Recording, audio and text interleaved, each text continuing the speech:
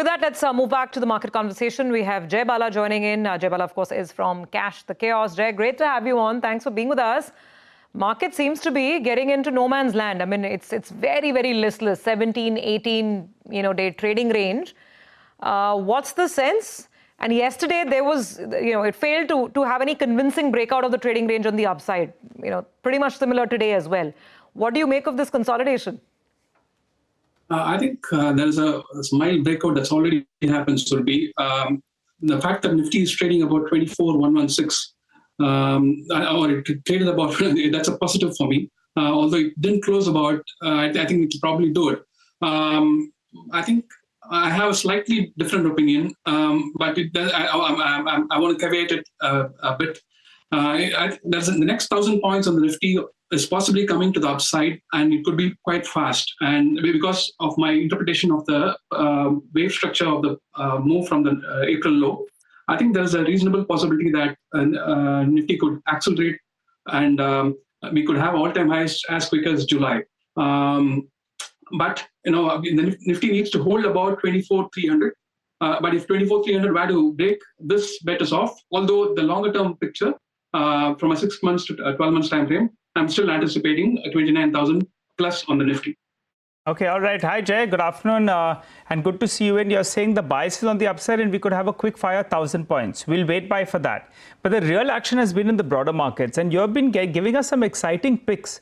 If I remember correctly, a couple of weeks ago, you spoke about Schneider Electric. The stock did quite well. Last week, you spoke about Puravankara and Lloyd Metal. I take note of all these things, Jai.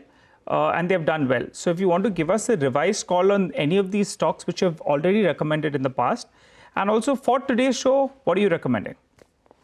Yeah, I've been bullish on real estate space since the 20th of May, and I said the knock-on effect is likely to come in other sectors. So when it comes to Schneider Electric, I'm bullish on it, and I'm expecting all-time highs to come through, take out the 2024 high, which happens to be the all-time high. When it comes to Puravankara, it's rallied about 32% from the time we spoke last week. And so we can, bring up the stops to just 10% below the entry point of last week. And for this week, I have, a spillover that has happened possibly because of the real estate sector. I pointed out last week too. It's the cement space. I have two calls from there. One is Ultratech. Like I pointed out, it exactly bottomed around 11,000 mark. So 10,900 is a stop. I'm anticipating fresh 52-week highs to come through for Ultratech. And Grasim also is the top gainer on the Nifty today. As long as it can hold about 2,500, I think fresh 52-week highs are likely to come through. This is again sector rotation. I'm also anticipating something to happen in the Nifty Pharma space. Watch out for it. If Nifty Pharma starts trading about 22,100, I think Lupin will be the leader. Got that. Jai, we'll continue our conversation in just a bit. As we slip into a very short break, let's get our viewers some last thoughts from Jai as well.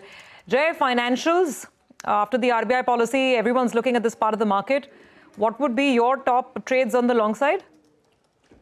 Yeah, I don't have a long candidate yet, but this is the confusing part of the market. This is struggling right on the 57,000 mark.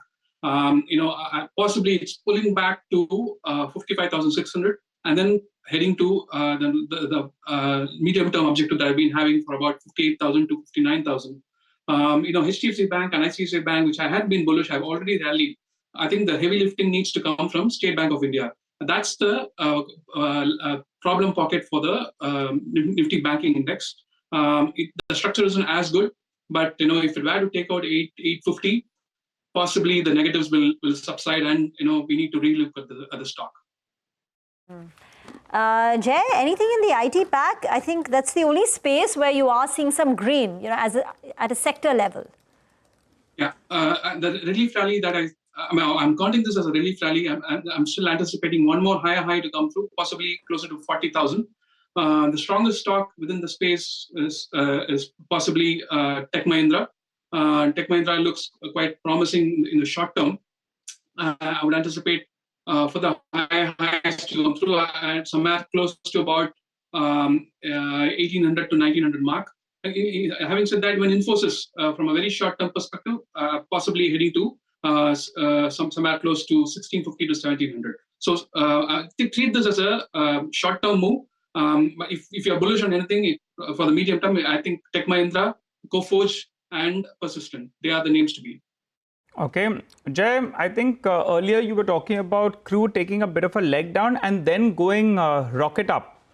Now, in the last few days, actually, it's suddenly coming back into play, and the crude bulls will be feeling quite happy at around, I think it's closer to $68 per barrel. Where is it headed?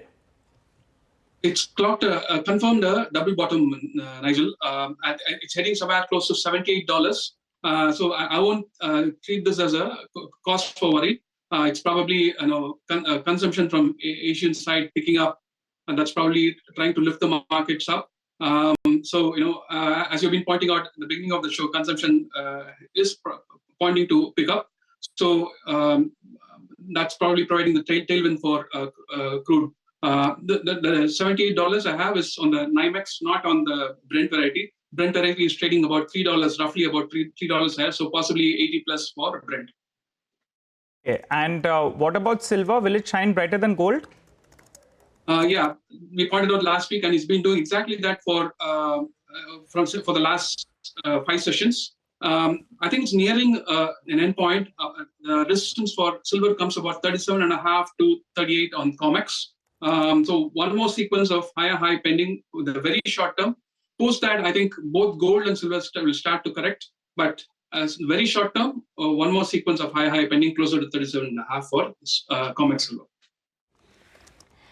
Jai, hold that thought. Just counting down to the close, and it's been a very lackluster